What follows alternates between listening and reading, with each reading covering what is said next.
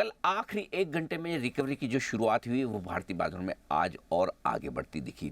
दुनिया भर के बाजारों से बड़े मिले जुले संकेत थे। जहां तक टैरिफ वॉर का सवाल है, राष्ट्रपति ट्रंप ने फिर से चीन को धमकाया और कहा कि अगर वो 24 घंटे के भीतर अपनी टैरिफ बढ़ाने की बात अमेरिका के अगेंस्ट में जो की है वो वापस नहीं लेंगे तो उन पर कुल मिलाकर 50% और टैरिफ बढ़ाकर 104% कर दिया जाएगा। और चीन ने कहा जो करना है कर लो, हम झुकने वाले हैं नहीं। यानी कि वहाँ से खबरें अच्छी नहीं थी, लेकिन उसके बावजूद कल भारी उतार चढ़ाव के बीच अमेरिकी बाजार रिकवर होकर बंद हुए।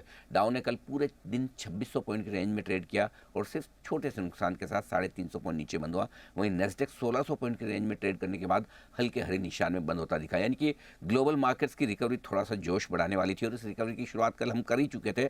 निचले स्तरों से 21,800 से 22,250 तक की यात्रा करके निफ्टी कल 22,150 के आसपास जो बंद हुआ वो थोड़ा कॉन्फिडेंस बढ़ाने वाला था। आज बड़े गैप के साथ शुरुआत की, सीधे 22,500 के आसपास निफ्टी ने, और उसके बाद छोटी सी रेंज में ट्रेड किया। एक डिप मिला 22,275 के आसपास, लेकिन ऊपर की तरफ 22,700 तक पहुंचने की कोशिश निफ्टी की होती थी और फाइनली 22,550 के आसपास 450 अंकों की बड़ी तेजी के साथ निफ्टी बंद होता दिखा। कल से ही बैंक निफ्टी में थोड़ी सी कम बेहतर परफॉर्मेंस के संकेत आ रहे थे। मजबूत तो ये भी रहा, तेजी यहाँ पर भी हुई, अच्छी खासी होती दिखी, लेकिन बैंक निफ्टी में 650 अंकों का फायदा आज नजर आया। कल हम 1650 पॉइंट गिरे थे बैंक निफ्टी पर, 650 पॉइंट की रिकवरी की। निफ्टी पर हम गिरे थे करीबन 750 पॉइंट, आधी रिकवरी होगी। बैंक निफ्टी का जहाँ तक सवाल है 50,000 के आसपास स्ट्रॉन्ग सपोर्ट लिया, ऊपर में 50,800 तक पहुँचा भी और फाइनली 50,500 के नज़दीक बंद होना काफ़ी बेहतर रहा। जहाँ तक सवाल बीएससी का है, सेंसेक्स का है, 1000 पॉइंट से ज़्यादा की बढ़िया तेजी यहाँ बनती दिखी।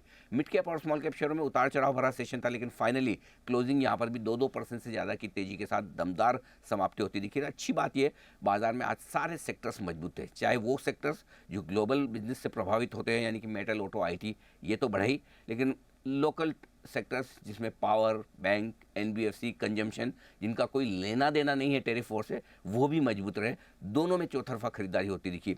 आरबीआई की पॉलिसी से ठीक पहले एनबीएफसी शेयर काफ़ी मजबूती के साथ आगे बढ़ते हुए दिखे। तो ये आज पूरा का पूरा जो सेंटीमेंट था बाजार का बदलता दिखा। एक रिलीफ रैली के तौर पर बाजार ने दिखा और 22,550 के बड़े क्रूशियल लेवल के नज़दीक जाकर बाजार ने समाप्ति दी है। तो कह सकते हैं कल के पैनिक से आज भारतीय बाजार उभरे हैं।